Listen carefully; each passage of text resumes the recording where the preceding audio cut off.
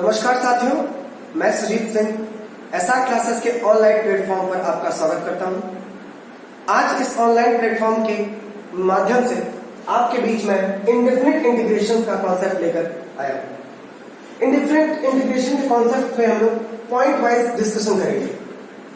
सबसे पहला पॉइंट जो मैं डिस्कस आपसे करने जा रहा हूं वो हम इंडेफिनिट टर्म को ना करके पहले हम इंटीग्रेशन की बात करेंगे कि इंटीग्रेशन होता क्या है, क्यों हमें सीखना चाहिए और किस लिए, किस तरह से, कैसे काम करता है, क्या, क्यों, ये सभी शब्दों का उपयोग हम लोग सीखेंगे। सबसे पहले मैं आपसे बात करूंगा कि इंटीग्रेशन है क्या। पॉइंट नंबर 1 जो हमें सीखना है, integration is a reverse process of differentiation. मैं लिख दे रहा हूं आपके लिए कि इंटीग्रेशन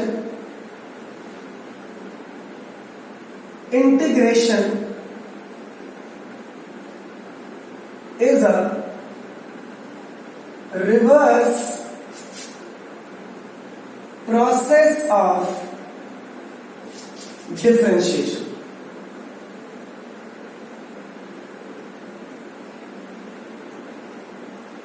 मैं फिर से दोहराता हूं कि integration is a reverse process of differentiation, मतलब कि किसी भी अवकलन का अपोजिट जो होता है वो हमारा समाकलन होता है, जिसको हम इंटीग्रेशन के नाम से भी जानते हैं। The reverse process of differentiation is called integration, या integration is a reverse process of differentiation. इस तरह से कोई जरूरी नहीं। अब डिफरेंशिएशन का उल्टा, यानी हम लोग कह सकते हैं डिफरेंशिएशन का उल्टा एंटी डिफरेंशिएशन, यानी डिफरेंशिएशन को एक वर्ड और हम समझ सकते हैं इसके बारे में कि डिफरेंशिएशन को हम लोग डेरिवेटिव भी कहते हैं। वो मैं आपके लिए यहां पर लिख दे रहा हूं कि डिफरेंशिएशन को हम लोग डेरिवेटिव भी कहते हैं। डेरिवेटिव, अगर डेरिवेटिव का उल्टा इंटीग्रेशन है तो इसको एक नाम हम और दे सकते हैं इंटीग्रेशन को, जिसको हम लोग एंटी डेरिवेटिव कह सकते हैं।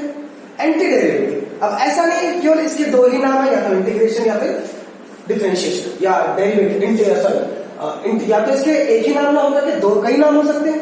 इंटीग्रेशन हो गया आपका, इसका डिफरेंशिएशन को उल्टा एंटी डेरिवेटिव हो गया, या फिर इसे कई नाम है तो जिसको हम लोग कहें, जैसे कई सिनोनिम्स है। कोई जरूरी नहीं कि एक वर्ड का सिर्फ एक ही सिनोनिम्स हो, कई सारे सिनोनिम्स होते हैं। तो आइए उस सिनोनिम्स को जानते हैं। सिनोनिम्स जो इसका सिनोनिम्स है, सबसे पहला हम लिख दे रहे हैं इसको एंटी डेरिवेटिव।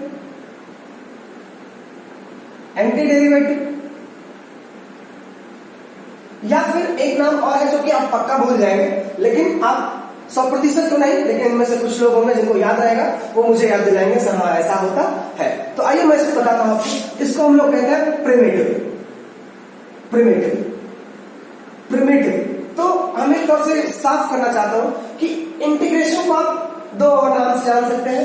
पहला आप एंटी डेरिवेटिव कह लीजिए, और दूसरा जिसको आप कह सकते हैं प्रिमिटिव कह सकते हैं। थर्ड पॉइंट की बात हम करेंगे। सेकंड पॉइंट आपका ये हो गया। थर्ड पॉइंट की मैं बात करूंगा आपके सामने। सबसे पहले कि मान लीजिए एक हम लोग फंक्शन चूज करते हैं, उसको हम लोग डिफरेंशिएट करते हैं। सपोज इफ हमने एक फंक्शन चूज किया, if D of dx of any function, मान लीजिए स्मॉल एफ ऑफ एक्स को हमने लिया। चलिए एक कांस्टेंट भी इसके साथ हम लोग ले रहे हैं, इसका हमें डिफरेंशिएट करना है। तो हम सबको पहले पता हमें जो रिजल्ट मिला वो मिला कैपिटल एफ ऑफ एक्स सी, क्योंकि किसी भी कांस्टेंट टर्म का जो डेरिवेटिव होता है वो ऑलवेज भी 0 हो सकता है। अब इस बात को थोड़ा सा ध्यान दीजिएगा कि कांस्टेंट टर्म, इसका डेरिवेटिव क्या होता है 0। अब चाहे यहां पर कोई भी कांस्टेंट ले लूं, वो चाहे 1 ले लूं, चाहे 2 ले लूं, चाहे 3 ले लूं, चाहे -10 ले लूं, चाहे -2 ले लूं, कोई भी चीज अगर यहां पर कंसीडर कर ली जाती है सी के प्लेस पर, तो कांस्टेंट है, उसका डिफरेंशिएशन क्या होगा 0 ही होगा। यानी C is indefinite term, C fix है आपका, इसीलिए वो क्या हो जाता है, डिफरेंशिएट करने पर 0 हो जाता है। तो इस तरह से हम कह सकते हैं, आप इसको रिलेट कर दीजिए, ये इंडेफिनिट वर्ड जो जुड़ा वो फंक्शन में सी की वजह से जुड़ा, because C is indefinite, so that's why हम लोग उसको कह सकते हैं कि this is called a indefinite integration. तो सी का यूज हम लोग इंडेफिनिट इंटीग्रेशन को यूज करने में लगाते हैं। अब ऐसा नहीं है कि सी का कोई वैल्यू, अब मान लीजिए जैसे सी आपका कुछ भी वैल्यू हो सकता है, सी आपकी कोई भी वैल्यू हो सकती है। तो वेरिएबल सी अलग कैसे हुआ? वेरिएबल में जैसे आपने कोई वैल्यू चूज की है, एक्स मान लीजिए वेरिएबल है आपका, तो आपने इसके लिए कोई वैल्यू चूज की 1 2 3 4 5 कुछ भी, व्हाटएवर, जहां तक आप जा रहे हैं, तो सी के लिए भी तो वही चूज कर रहे हैं। लेकिन क्यों नहीं, सी हमारा वेरिएबल से डिफरेंट क्या है, वेरिएबल से डिफरेंट क्यों है, इस बात को सीखना है हमें। तो सी वेरिएबल से डिफरेंट इन द सेंस कि सी किसी फंक्शन के लिए आपने अगर एक बार एक वैल्यू चूज कर ली, मान लीजिए सी के लिए आपने एक वैल्यू चूज कर ली, तो ये हमेशा एक ही रहेगा, ये चेंज नहीं होगा, ये फिक्स है उसके लिए। अगर आपने दो वैल्यू यानी 2 नॉट चूज किया तो वो ऑलवेज भी 2 ही रहेगा। अगर 3 लिया तो क्या रहेगा, 3 ही रहेगा, ये चेंज नहीं होगा। जबकि वेरिएबल में कहीं मान लीजिए हम लोग इस तरह से करते हैं कि x equal to -1 equal to 0, so x की वैल्यू यहां से क्या आती है, आपका 1 आ जाता है, तो x equal two plus minus 1। तो यहां पर x की दो वैल्यूज हो सकती हैं, किसी वेरिएबल फंक्शन की दो वैल्यूज हो सकती हैं, बट c की कोई भी दो वैल्यूज आपकी नहीं हो सकती। c आपका क्या होता है, फिक्स होता है। तो इसको इन सेंस हम लोग एक तरीके से और समझ सकते हैं, c can be a constant, c can be a constant, c can be a constant।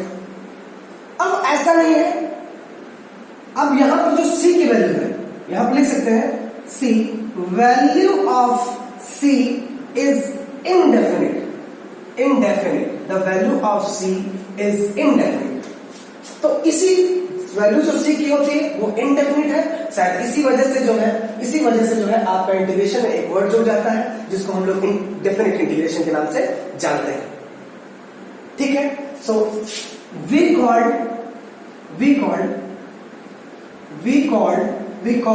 c as a integration constant, और इसी वजह से हम लोग c को इंटीग्रेशन कांस्टेंट के भी नाम से जानते हैं। आइए थोड़ा सा हम लोग, अब चूंकि ऐसा नहीं है कि सी के बारे में थोड़ी सी और चर्चा करनी, एक पॉइंट सी के लिए और आपको बता दूं, C is known as arbitrary constant. Arbitrary की मैं बात करूं तो बहुत कम ही लोग होते हैं जो जानते हैं आर्बिट्रेरी क्या होता है। आर्बिट्रेरी की मैं बात करूं तो आर्बिट्रेरी जो आपका मतलब तो मध्यस्थ, अगर हिंदू में बात करूं, मध्यस्थ मतलब बीच वाला, मध्यस्थ मतलब बीच का कोई पॉइंट। जैसे आप इस तरह से भी चूज कर सकते हैं कि C belongs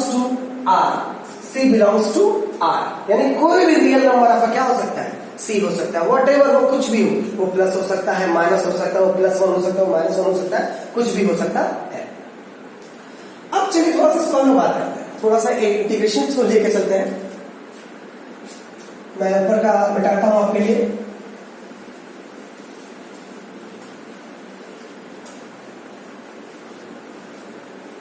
चलिए, अगर मैं बात करूं कि रिप्रेजेंटेशन की बात करूं, इंडेफिनिट इंटीग्रेशन के रिप्रेजेंटेशन की मैं बात करता हूं कि किस तरह से हम लोग प्रदर्शित करते हैं उसको, कैसे हम लोग दिखा सकते हैं, किस तरह से हम लोग उसको समझ सकते हैं एक ग्राफ के माध्यम से। आइए, इंडेफिनिट इंटीग्रेशन, इंडेफिनिट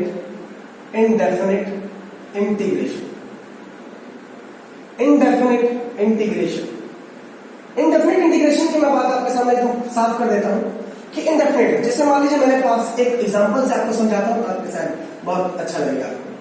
मान लीजिए मेरे पास कोई इंटीग्रेशन है x dx का, तो नॉर्मली हम सब लोग जानते हैं, इसके लिए हम लोग लिख सकते हैं x² 2 plus c, x² 2 plus c, ये हमारा इंटीग्रेशन का फॉर्म आया। अब ये कहां से आया, थोड़ा सा इस पर हम लोग डिस्कशन बाद में कर लेंगे कि आखिर ये 2 पावर्स के थी, यहाँ पर 2 पावर और कॉल में 2 कैसे आ गया, तो इस पर हम लोग आगे डिस्कशन कर लेंगे। c के बारे में आप सब लोग जानते ही हैं, अगर मैं भूल जाऊं तो आपको मुझे करेक्ट ना करके खुद को करेक्ट कर लेना है, क्योंकि आपको इसको जरूर लिखना है।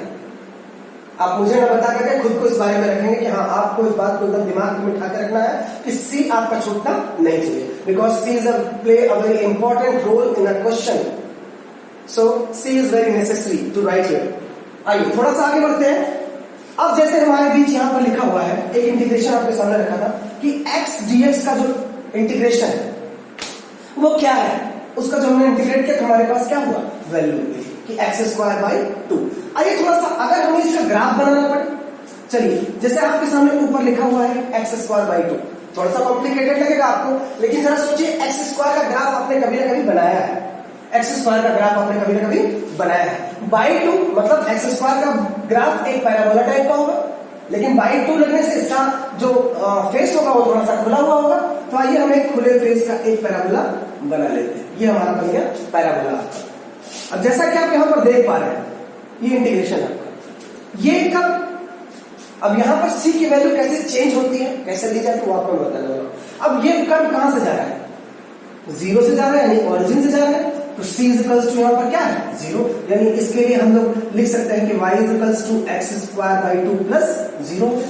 अब आपका कहना होगा कि सर जी अगर c की वैल्यू यहां पर मान लीजिए 1 ले लेते हैं हम, तो क्या होगा, तो अगर हम c की वैल्यू 1 लेंगे तो ये एक स्टेप कहां चला जाएगा, ऊपर। क्यों, ये ग्राफ जीरो से उठ के कहां चला जाएगा, 1 पे। मान लीजिए हम यहां पर 1 लिख देते हैं, 2 लिख देते हैं, 3 लिख देते हैं, 4 लिख देते हैं, 5 लिख देते हैं। तो अगर हम ऐसा करेंगे, अगर 1 ले लिया तो c इक्वल्स टू 1 क्या, तो ये यहां पर आ जाएगा आपका, ये कर्व एक स्टेप ऊपर चला जाएगा और कुछ स्टेप से बनेगा।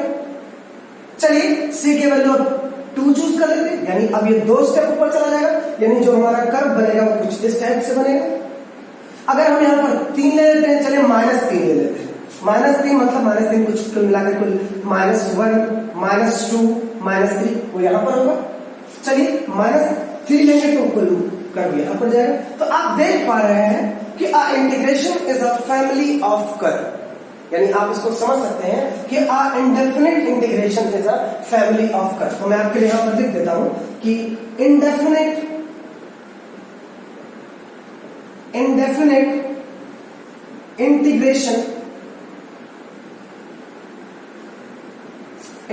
integration is a family of curve. Indefinite integration is a family of curve. तो आप समझ सकते हैं, क्योंकि हमारे पास एक सेट ऑफ कर्व यहां पर मिल गया है जो कि c की वैल्यू के ऊपर डिपेंड करता है। जैसे पहला आप देख पा रहे हैं एक्सेस को 0 पर रखा गया, फिर दूसरा आपका 1 पर, तो इसके लिए क्या हो जाएगा, y equals to x square by 2 plus 1। इसके लिए क्या हो जाएगा आपका, y equals to x square by 2 plus 1। इसके लिए कितना हो जाएगा, y equals to x square by 2 plus 2, और ये हो जाएगा आपका प्लस 1 2, और ये आपके लिए हो जाएगा 3। तो इस तरह से, और इसके लिए जो आप लिखना चाहें इसके लिए आप लिख सकते हैं y equals to x square by 2 minus 3।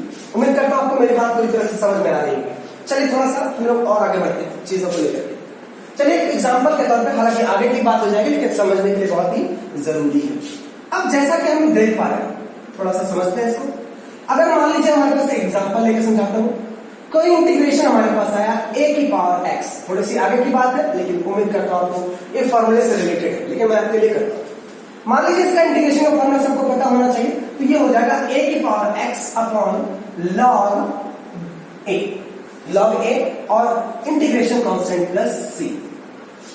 ठीक, अगर थोड़ा सा मैं क्वेश्चन को ट्विस्ट कर दूं यहां पर, कि अब यहां पर लिखता हूं कि a की पावर x और dA, यहां पर एक छोटा सा चेंज आपको देखने के लिए मिला है कि फंक्शन dx से dA में चेंज हो गया। यानी कोई जरूरी नहीं है कि इंटीग्रेशन आपका जो हो वो x के ही रिस्पेक्ट में हो, किसी भी फंक्शन के रिस्पेक्ट में आप इंटीग्रेशन कर सकते हैं, जैसा कि एग्जामिनर आपसे पूछेगा और आपको उस तरह से दिमाग लगाना पड़ेगा। तो यहां पर आप देखें छोटा सा चेंज है, ये x के रिस्पेक्ट में इंटीग्रेशन है, और यहां पर क्या देख रहे हैं आप, a के रिस्पेक्ट में इंटीग्रेशन। तो a के रिस्पेक्ट में इंटीग्रेशन, जब x के रिस्पेक्ट में इंटीग्रेशन था तो जो इसकी पावर थी वो वेरिएबल थी, सॉरी जब x के रिस्पेक्ट में इंटीग्रेशन था तो इसकी पावर जो थी वो वेरिएबल थी और बेस जो था वो कांस्टेंट था आपका। लेकिन अब यहां पर क्या है, ये आपका हो जाएगा कांस्टेंट और ये आपका हो जाएगा वेरिएबल। तो इसका जो रिजल्ट आपका मिलेगा ये इस तरह से बिहेव करेगा जैसे आपका फॉर्मूला x की पावर m और विद रिस्पेक्ट टू क्या होता था, dx होता था। तो अगर ऐसा कुछ होता था हम उसके लिए क्या करते थे, x की power n plus 1 upon n plus 1 और एक इंटीग्रेशन कांस्टेंट प्लस c लगा देते थे। लेकिन यहां पर क्या है, a की पावर x है, तो इसके लिए क्या हो जाएगा, a की power x plus 1 upon a plus 1 upon x plus 1 और प्लस c आपका। तो ये कोई जरूरी कंडीशन नहीं है कि आपका जो भी इंटीग्रेशन हो वो केवल x के ही रिस्पेक्ट में हो, वो किसी भी फंक्शन के रिस्पेक्ट में आपका हो सकता है। चलिए एक एग्जांपल और उठा लेते हैं छोटा सा। अगर आप मेरे साथ साथ कॉपी पेन का यूज करेंगे तो एक अच्छा नोट्स आपके तैयार हो जाएगा और आप जो पढ़ेंगे वो आपको बहुत ही काम के लिए रहेगी और आपसे बहुत सारे प्रॉब्लम में आपके हेल्प करेगी। तो एक पेन और कॉपी के साथ आप मेरे साथ आइए और बहुत सारी चीजें हम लोग आप बैठ के साथ में सीखेंगे। चलिए एक क्वेश्चन उठाते हैं हम लोग। जैसे एक हमारे पास क्वेश्चन है कि मान लीजिए इंटीग्रेशन हमारे पास कि x square plus 2 D of x square plus 1। यहां पर एक छोटा सा चेंज आपको दिखने में आ रहा है जो कि आप यहां से समझ सकते हैं। ये फंक्शन था एक्स के रिस्पेक्ट में था, डिफरेंशिएट करना था, और ये जो था वो ए के रिस्पेक्ट में डिफरेंशिएट करना था। लेकिन यहां पर देख सकते हैं आप कि आप एक्स स्क्वायर प्लस 1 के रिस्पेक्ट में डिफरेंशिएट कर रहे हैं। हालांकि इसको समझने के दो तरीके हैं, लेकिन मैं आपको कल अभी एक तरीका सिखाऊंगा जो कि आपके लिए बेहद जरूरी है। आइए अगर हम लोग यहां पर एक चीज लेट कर ले कि x square plus 1 is equals to t, x square plus 1 is equals to t, तो आप ऊपर के फंक्शन को आप देखें, इसको आप लिख सकते हैं एक्स स्क्वायर प्लस 1 और plus 1 D of x square plus 1, ऐसा आप लिख सकते हैं। आप देखें एक्स स्क्वायर प्लस 1 को और एक्स स्क्वायर प्लस 1 को आप क्या लेके चल सकते हैं। मैं फिर से थोड़ा सा बढ़ा लिख रहा हूं आपके लिए कि x square plus 1 D x square plus 1 ये आपका, तो आप इसमें देख सकते हैं कि ये t के बराबर आपने इसको लेट किया। आगे थोड़ा सा इसको आगे बढ़ाते हैं लोग, इसको हम लोग लिख सकते हैं t dt sorry t plus 1 और ये आपका हो गया dt। हम लोग चाहे इसको अलग अलग कर सकते हैं, इसको सेपरेट कर सकते हैं, लेकिन इस पर थोड़ी सी एक कॉन्ट्राडिक्शन है, मैं आपसे आगे चलकर डिस्कस करता हूं। पहले इसको हम लोग सॉल्व करते हैं। जैसे इसको हम लोग अलग करें तो t dt और प्लस dt, सो इसको हम लोग लिख सकते हैं कि t का डिफरेंशिएशन इंटीग्रेशन अगर हुआ तो t स्क्वायर बाई 2 और dt का हुआ तो ये हो गया आपका t और एक इंटीग्रेशन कांस्टेंट आपका क्या हो गया c। इस तरह चल सकते हैं। अब ये चीज आपको समझ में आ जानी चाहिए कि कोई भी इंटीग्रेशन किसी के भी रिस्पेक्ट में आपका हो सकता है, बस आपको समझना है कि कोई भी फंक्शन किसके रिस्पेक्ट में इंटीग्रेट की जा रही है या किसके रिस्पेक्ट में डिफरेंशिएट की जा रही है। क्योंकि हम लोगों ने शुरुआत में ही पढ़ा कि integration is a reverse process of differentiation, तो जो चीज डिफरेंशिएशन से पॉसिबल होती है आप इंटीग्रेशन करके वही चीज फिर से रिकरेंस कर सकते हैं। तो थोड़ा सा इसको लेकर के आगे चलते हैं।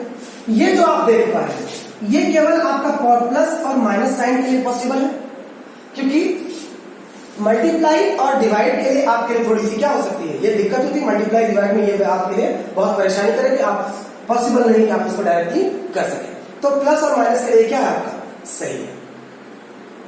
चलिए थोड़ा सा मैं और आगे बढ़ाता हूं आपके साथ में, तब तक आप लोग इसको नोट करें।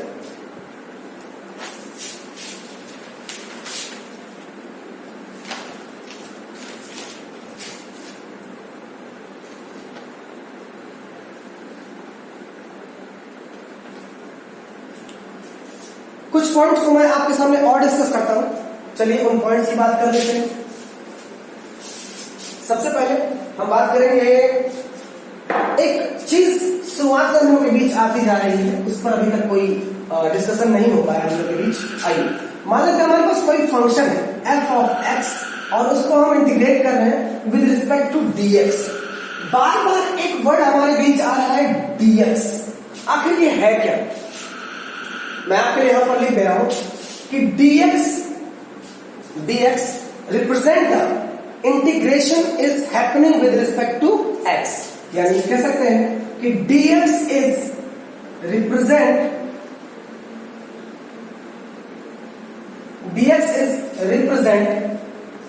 That integration